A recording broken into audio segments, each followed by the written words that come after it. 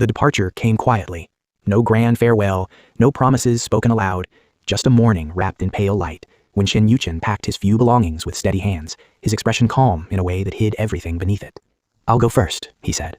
Su Yan stood in the courtyard, arms at his sides, gaze fixed on him. "I'll follow," he replied. Yuchen nodded once. It was enough. Then on the train station, Yuchen turned toward Su Yan one last time and left. And Su Yan walked in different directions. The city was nothing like the village. It was louder, colder, unforgiving. For Shen Yuchen, the university gates were not just an entrance, they were a battlefield. He stepped into lecture halls filled with sharp eyes and sharper minds, where most students came from backgrounds far stronger than his. Their clothes were cleaner, their words smoother, their confidence effortless. And among them, male gurs were rare. Rarer still, those who aimed for the top.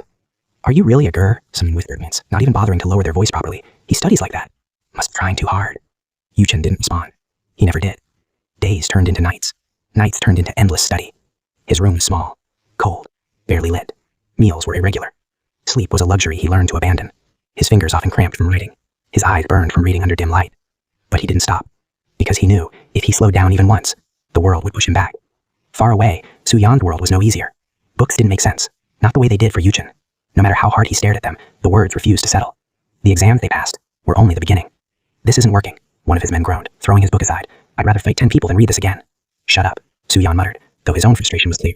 He tried, again and again, but the truth was, this path wasn't his. One night, "We need another way," he said. The room fell quiet. "What do we have?" he continued. "Strength, time, people. Then, we start something." And so they did. It began small, buying and selling goods, carrying loads, taking jobs others didn't want. They were cheated, more than once, given less pay, pushed aside, mocked. Village trash trying to do business, knew your place. Fights nearly broke out, but they didn't make it physical, because Su Yan pulled them back. "Not here," he said. "Not like this." They learned, slowly, very painfully, how to bargain, how to calculate, how to read people instead of books. There were times when hunger returned, when exhaustion made even standing feel difficult. But Su Yan never stopped, because somewhere, far away, someone was moving forward, and he refused to be left behind. Seasons changed, and passed. Letters were rare, meetings, even rarer. Sometimes, in the quietest moments, Yuchen would pause while studying, his gaze drifting lightly, as if remembering something.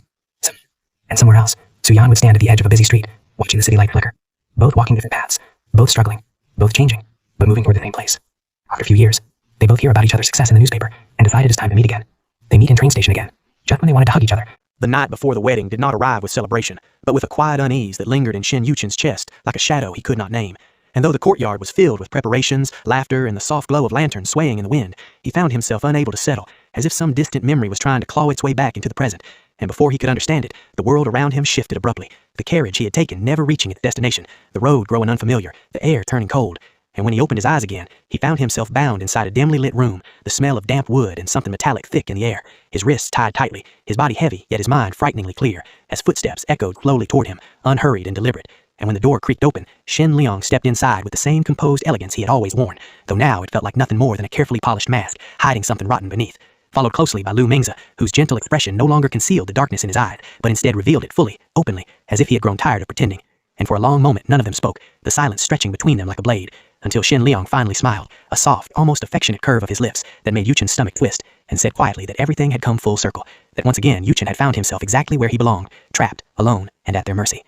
Yuchen did not struggle, nor did he waste his breath on anger, because he had lived this kind of moment before, had tasted betrayal and helplessness so deeply that it no longer held the same power over him. And yet, as Shen Liang stepped closer and began speaking, recounting his grievances with a calm that bordered on cruelty, the past began to rise within Yuchen's mind, unbidden and unstoppable.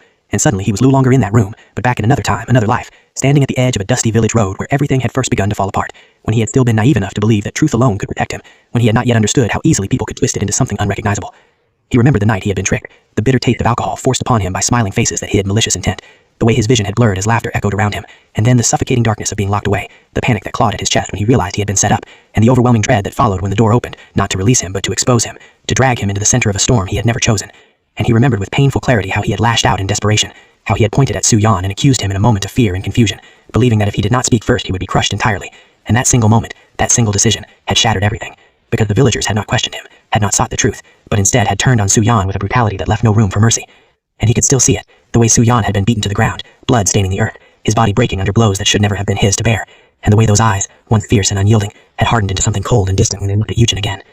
But even that had not been the end, because after Su Yan fell,